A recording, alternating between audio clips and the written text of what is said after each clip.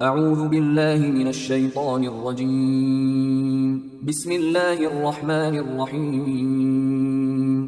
سورہ لقمان آیات نمبر 1 تا 11 میں اس حقیقت کا بیان کہ قرآن ایک حکمت والی کتاب ہے، لیکن اس سے فائدہ صرف پرہیزگار لوگ ہی اٹھائیں گے۔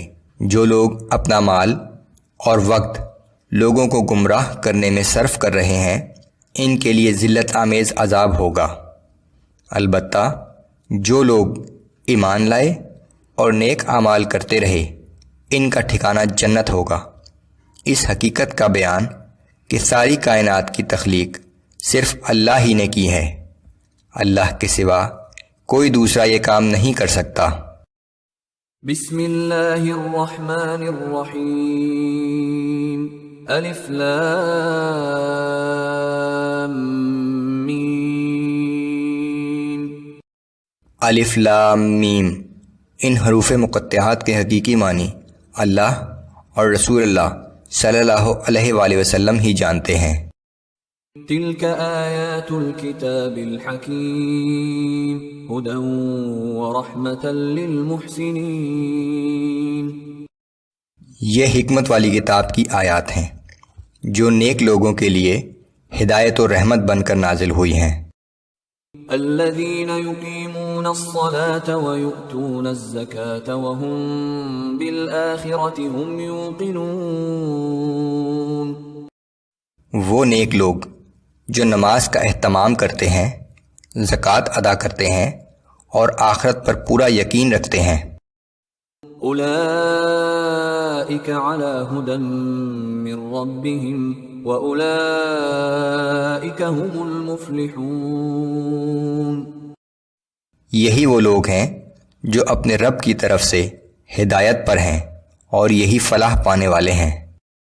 ومن الناس من يشتري لهو الحديث ليضل عن سبيل الله بغير علم ويتخذها هزوا أولئك لهم عذاب مهين۔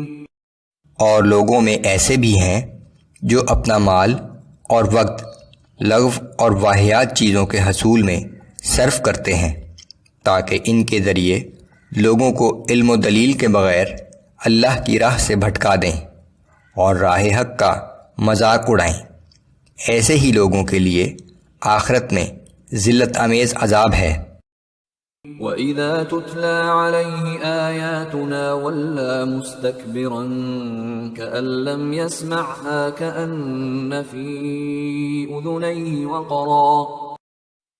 اور جب ان کے سامنے ہماری آیات پڑھی جاتی ہیں تو بڑے متکبرانہ انداز میں اس طرح منہ پھیر کر چل دیتے ہیں جیسے انہوں نے سنا ہی نہیں، گویا ان کے دونوں کان بند ہیں۔ فَبَشِّرْهُ بِعَذَابٍ أَلِيمٍ۔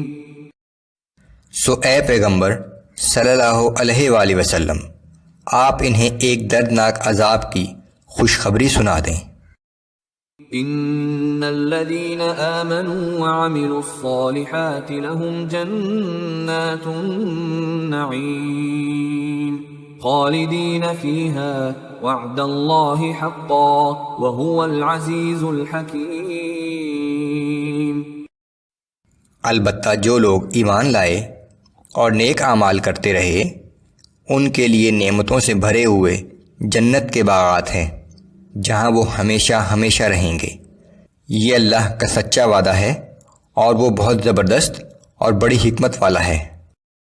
خلق السماوات بغير عمد ترونها وألقى في الأرض رواسي أن تميد بكم وبث فيها من كل دابة۔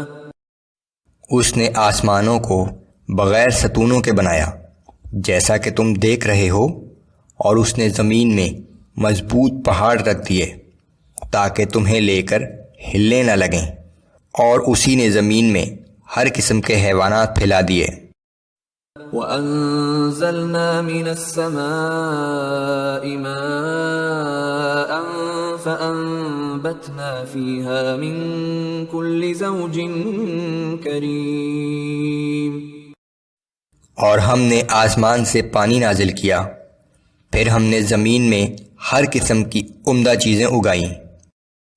هذا خلق الله فأروني ماذا خلق الذين من دونه. اے پیغمبر صلی اللہ علیہ وآلہ وسلم، آپ ان لوگوں سے فرما دیجئے کہ یہ سب چیزیں تو اللہ کی پیدا کی ہوئی ہیں، اب تم لوگ مجھے یہ دکھاؤ کہ اللہ کے سوا جو دوسرے معبود تم نے بنا رکھے ہیں انہوں نے کیا کچھ پیدا کیا ہے۔ بل الظالمون فی ضلال مبین. اصل بات یہ ہے کہ یہ مشرک لوگ صریح گمراہی میں مبتلا ہیں۔